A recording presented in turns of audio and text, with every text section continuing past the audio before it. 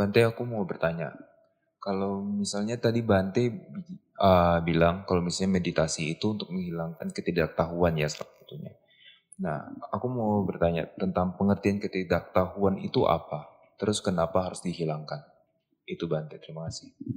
Ya, ketidaktahuan di sini terutama kalau kita mengacu kepada yang lebih tinggi adalah ketidaktahuan bahwasanya segala fenomena itu sifatnya tidak kekal.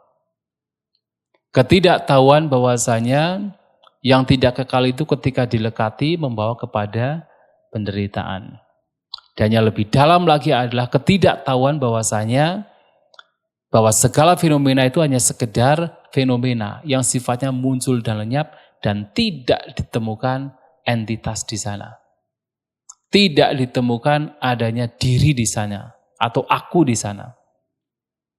Yang itu sesuatu yang sangat dalam. Karena apa? Kita semua makhluk, kecuali mereka yang arahanta, itu punya kecenderungan menganggap bahwa ada entitas, ada makhluk, ada diri. Dan tidak hanya kecenderungan, bahkan yang kasar sekali adalah punya pandangan. Pandangan bahwa ada makhluk, ada aku, ada diri. Dan itu sulit, seperti yang tadi ditanyakan. Bahwasanya ternyata kita ini hanya tersusun dari 5 gugusan. Dan 5 gugusan ini sebenarnya adalah sifatnya muncul dan lenyap, berubah-ubah. Secara teori kita gampang memahami. Tetapi secara kenyataan sulit untuk kita terima. Karena kita itu sudah terbiasa menganggap bahwa ada entitas, ada aku, ada diri. Tidak hanya ketika kemudian kita sedang bercakap-cakap dengan orang face to face. Bahkan coba misalnya melihat video saja misalnya, nonton film misalnya. Nggak usah film yang di sana ada gambar manusia. Sudahlah kita nonton misalnya film zaman dulu Tom and Jerry. Ada kan? Tentang cerita kucing dengan tikus kan. Padahal itu kartun loh itu. Itu kartun dan itu gambar sebenarnya. Ya kemudian dibuat bergerak kan. Itu gambar kan. Tapi walaupun itu gambar, itu kartun, persepsi bahwa ada entitas di situ muncul juga. Seakan-akan itu adalah 2 makhluk yang hidup. Ya kan? Padahal kita tahu persis bahwa itu adalah kartun, itu gambar yang digerakkan, tetapi kecenderungan kita melihat itu sebagai makhluk, sebagai entitas sangat kuat. Apalagi ketika berbicara tentang gambar manusia. Apalagi ketika face to face begini. Kita melihat ini ada makhluk-makhluk yang di depan saya. Ada melihat saya sebagai makhluk. Dan itu adalah kecenderungan yang begitu kuat. Dan kecenderungan demikian membawa kepada sebuah pandangan yang begitu kuat. Bahwa ada makhluk. Padahal realitasnya adalah seperti rumah. Ini disebut sebagai rumah karena apa? Banyak bagian. Ada genteng, ada plafon, ada tembok. Tembok juga terdiri dari ada bata, ada pasir, ada besi. Kan begitu kan? Terdiri dari berbagai bagian. Tapi kemudian kita melihatnya sebagai rumah. Tapi apakah kemudian rumah tersebut bisa dikatakan di temboknya? Tidak bisa. Apa kemudian dikatakan di plafonnya? Tidak bisa. Apakah di gentengnya juga tidak bisa. Ini adalah satu kesatuan. Dan kita manusia juga sama, terdiri dari 5 gugusan. Ada jasmani, persepsi, perasaan, bentukan-bentukan pikiran, dan juga kesadaran. Dan ternyata 5 gugusan ini pun juga sifatnya berubah-ubah. Jasmani kita berubah-ubah. Kita tahu persis bahwa jasmani kita itu berubah. Tahu persis.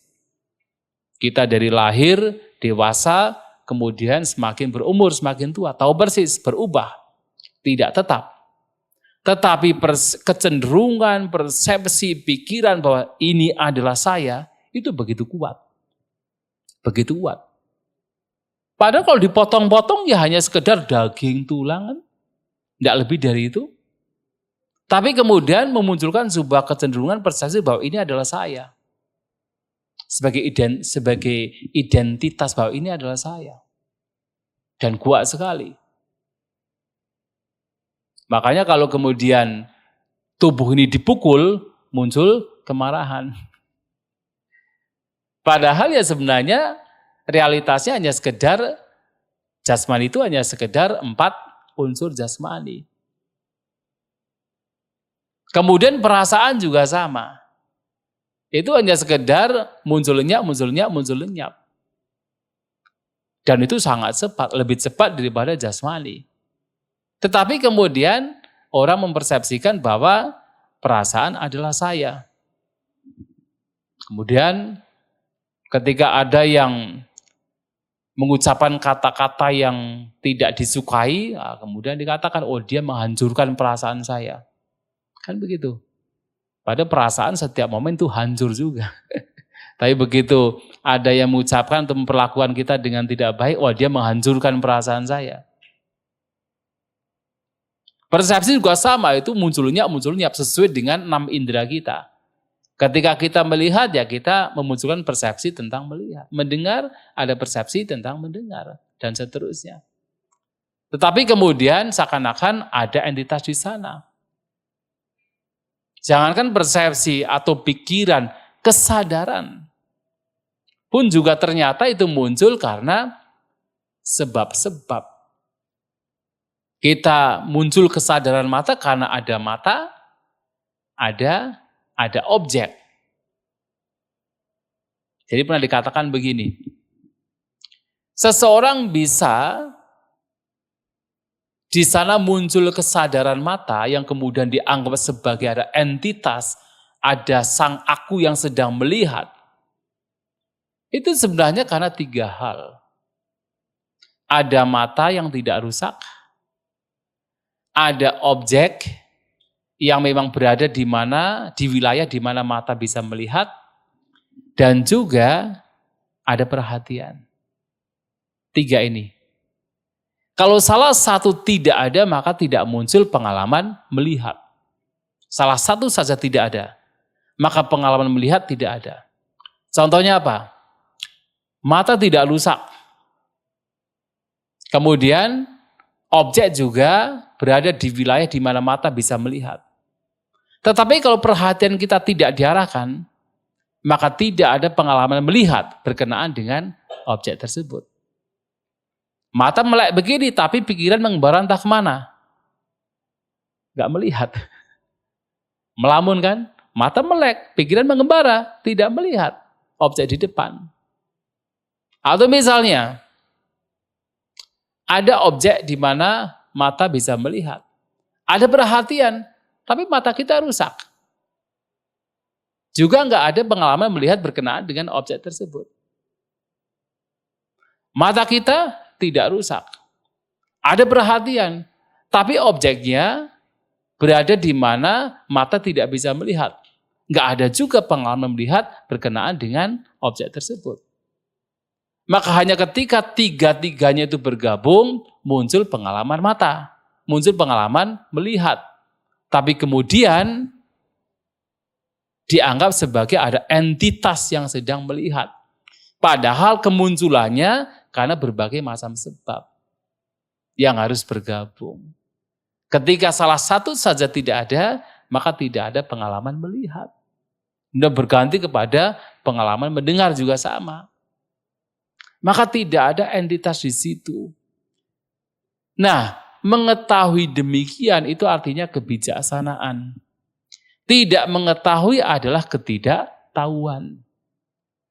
Sehingga kalau kita berbicara ketidaktahuan, itu sebenarnya mengacu kepada anicca, dukkha, dan anatta.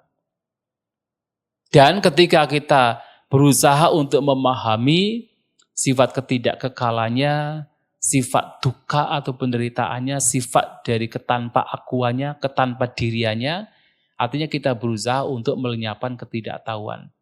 Ketidaktahuan lenyap, muncullah pengetahuan, yaitu wija. Awija, ketidaktahuan lenyap, maka muncullah wija, pengetahuan. Dan meditasi adalah untuk memunculkan pengetahuan. Maksudnya demikian. Ya.